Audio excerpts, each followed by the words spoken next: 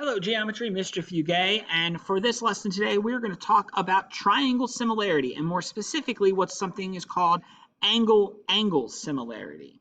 So very quickly, let's remind ourselves what similarity is first, and I have that written up top here of the notes. So we'll zoom in.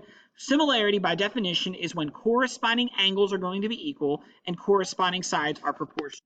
Now, this idea of corresponding angles being congruent is really the idea of why our informal definition for similarity says it is the same shape but different sizes. The different sizes part is what makes it proportional. So we're going to say same shape and different size. So that's our official definition of similarity. Same shape, different size. And I want to turn your attention now about that same shape, different size to one of the triangles we created during our triangle similarity activity where we were cutting out triangles. One of the two that was not congruent was our yellow triangles, which at the time I called angle, angle, angle. And as you can see here, all of these triangles are not the same size, but they do look to be the same shape. And so let me show you what I mean by that. So I'm going to trace out one of these triangles for you right here. That one right there. And what I'm going to do is I'm going to take that measurement and I'm going to move it over here. We're going to rotate it. And then I'm going to use the corner tool here to make it a little bit larger. And when I do that, that is going to look and create the exact same triangle that we have right here. So this triangle right here, I was able to trace it, rotate it, and make it larger to create another triangle here. That is in and of itself the definition of similarity. Same shape, different size. So this angle, angle, angle, while it did not allow shapes to be congruent, it does allow them to be similar. And so for this lesson, this is called the angle-angle similarity postulate. I'll explain why it's two A's in a second. But the definition says that if two pairs of corresponding angles are congruent, then the triangles are similar. So if you look in this diagram down below, I have two triangles, GEO, ALG. Notice I have angle G and angle A marked as congruent, and I have E and L marked as congruent. So my conclusion here can be is that since I have a pair of angles, G and A, that are congruent to each other, and I have another pair of angles, E and L, that are congruent to each other, then our conclusion can be that triangle GEO, let's write it in corresponding order here, the next one would be then ALG, they're going to be similar to each other by angle, angle. Now, I just said to you, I'm going to explain this, that when we did the activity, I called it angle, angle, angle. But here, I'm only calling it angle, angle. You only actually need to know if two pairs of angles are congruent to prove similarity because the third angle is obviously going to be equal. Now, why is it obvious? Let me give you an example why. So if I have a triangle right here, smaller one, I'm going to mark this as 30 and 60. I'm going to have a larger triangle that I'm also going to mark as 30 and 60. By default, because of the triangle sum theorem, this third angle right here has to be 90, and this third angle here has to be 90. So by default, if you know two of the angles are the same, two pairs of the angles are the same, the third pair automatically has to be the same since triangles have to add up to 180 degrees. So that's why we're going to take one of the A's off and just simply call it angle, angle. Now let's go through a few examples where we can try this out. So example 1 says determine whether the triangles are similar, and if they are, write a similarity statement and explain your reasoning. Well, what we're looking for explaining your reasoning is we need to find two pairs of angles that are congruent. So two pairs of, I'll put the congruent, well, they're congruent angles. So once we have that, over here you can see that angle D and angle G are going to be congruent because they're both 90 degrees. So there's my first one. Angle D is congruent to angle G. But I have a problem because I don't have anything else directly listed. So I have angle C here is listed as 26 degrees and angle H listed as 64.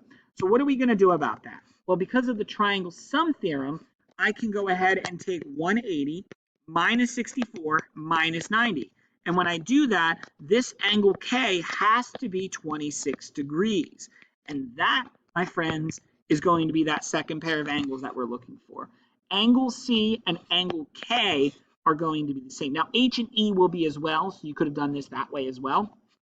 But what we're going to say as our conclusion is, since angle D is congruent to angle G, and angle C is congruent to angle K, then our conclusion is is that the left triangle, which I'm going to call CDE, is going to be similar to, so there's your similarity symbol. The other triangle would then have to be in corresponding order be called KGH, and the reason why this is by angle. Okay, so there's our first example. The next two examples are going to also ask us to do the same thing, but there's a few little twists that I need to show you. So for example 2 says show the two triangles are similar. Now when we talked about these overlapping triangles in class already, one strategy I mentioned is to trace them out and then redraw them. So this first triangle, AEB, I'm going to go ahead and move it down here, and let's go ahead and relabel it AEB, and then this bottom angle is 52. This larger triangle, ADC, let's go ahead and draw that out. I'll go ahead and trace it and drag it down. Let's relabel it ADC, and then this is going to be 52 as well. Now, I'm not seeing two pairs. I'm only seeing the one pair, C and B. But one thing you may or may not have noticed while I was doing that is that this top angle, angle A, is actually part of both triangles. So angle A right here and angle A right here. So technically, these two angles are exactly the same. In math, we call that the reflexive property. Now, we don't need to use that terminology right now, but that's the reason why they're the same. So my conclusion will be, since angle C is congruent to angle B, because they're both 52, and then I guess we'll call it angle A is congruent to, well, angle A itself, then our conclusion is that triangle, we'll call the left one ADC, is similar to, then the other one would have to be then called AEB by angle. So there's our first situation. So be careful with overlapping triangles. Sometimes you might have that reflexive property. Now with the next example, we have to also talk a little bit about these triangles. So these little red triangles that are colored in, these little red triangles mean parallel. And to just do a quick throwback to parallel from earlier in the course, we learned that when two parallel lines are cut by a transversal, a cutting line, one of the special angle pairs we learned was called alternate interior angles. Well, if you look at this, I'm going to extend this out here, parallel lines. Here's a transversal, which is a connector line. And what you should see here is that angle S and angle U are actually going to be equal to each other. The same argument can be said for angle R and angle T, but I'm actually not going to show that right now because I have one other thing I want to show you, and that is, so we know S and U are the same because of alternate interior angles. We also know that because the triangles intersect here at this point B, that the non-adjacent angle, SVR and TVU, have to be the same because these are considered vertical angles.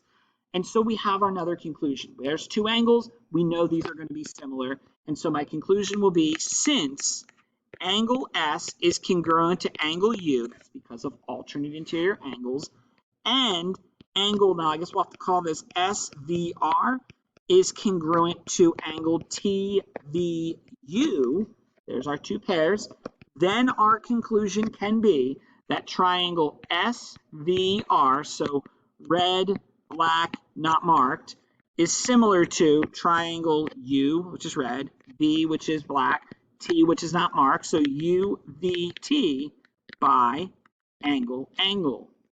So both of these examples, for example 2, just be careful, and we have to look for things like overlapping triangles, parallel lines, or alternate interior angles as a result of that, and also vertical angles. One last example, and then you're going to have a few to practice to end the video. So in example 3, we are going to be looking at the diagram here and determining these statements that are listed.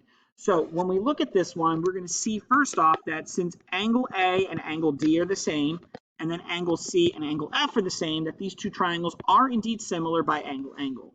So our triangle similarity statement will be angle A, B, C. So 2 not marked, 1 marked. I'm talking about the number of arcs.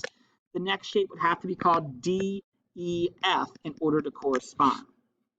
Now, to fill in the blanks for number 2, what we're basically looking at in this situation is to say if segment AB is part of the top triangle, what would be the corresponding side length in the other shape that is proportional to or in ratio to? In that case, it would be DE, based on the fact that AB is the first two letters, DE is the first two letters. Now the next one has EF. Now that's the last two letters of the statement. The last two letters of this statement would be BC. And then lastly, CA is the first and the last. Then the other first and the last would be DF. So that's our statement of proportionality, which is showing all three ratios are equal. Angle B, by being the middle angle on my similarity statement, is going to be congruent to angle E. They're going to be equal to each other in measure. And last but not least, we're going to go back to our diagram here, and we just have to fill out this proportion. So 12, which is part of the bottom triangle, will correspond to AB. So I'll put an X there. 8, which is part of the top triangle, is going to correspond to Y down here at the bottom. Now, the final step here in example 3 is to solve for X and solve for Y. However, we can't solve with the current proportion that we have because we have X and Y listed. What I need to do is look for a pair of sides which I know both components, which is essentially called my scale factor. In this case, it would be 6 and 16. So to solve for X, I'm going to use the X over 12 ratio, but then I'm going to set it equal to that 6 over 16 ratio, which then will allow me to solve this triangle. So we're going to cross multiply, and we're going to get 16x equals 12 times 6 is 72. 72 divided by 16 is going to be 4.5. So that's going to be my x. And then we're going to do the same thing for my y. So for y, we'll start with the 8 over y ratio that we already had. And then we'll use that scale factor of 6 over 16 again to help solve for this. So we'll cross multiply, we'll get 6y equals 128. When I divide both sides by 6, we do get a decimal here. I'll just round it to the nearest 10. We get 21.3. So those are all the different examples we wanted to look at. And so for the last chunk of the video here, I'm going to go ahead and have you pause and try each of these guided practice problems. So let's look at guiding practice 1. Determine whether the triangles are similar. If they are, write a similarity statement. And so we're going to write it in that same sentence form we've done before. Go ahead and pause the video, and I'll have an answer for you here in just a second.